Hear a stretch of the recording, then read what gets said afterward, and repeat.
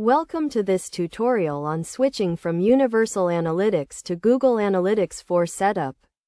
Universal Analytics is being phased out and it is essential to upgrade to Google Analytics 4 to continue tracking your website data.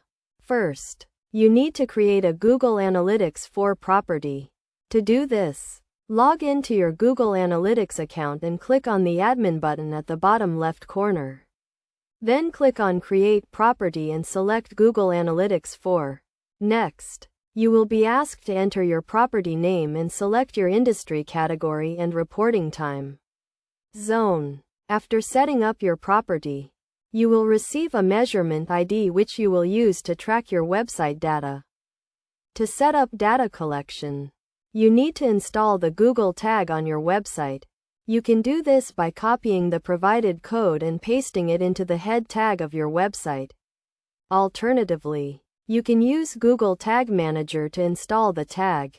After setting up the tag, you need to configure your data stream.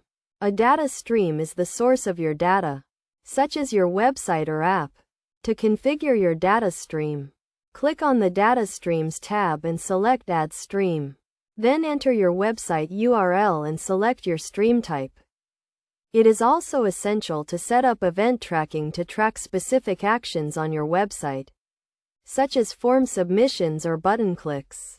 To set up event tracking, click on the Events tab and select Create Event. Then enter your event name and select your event trigger. Additionally, you need to configure your conversions to track your website goals, such as completing a purchase or filling out a form.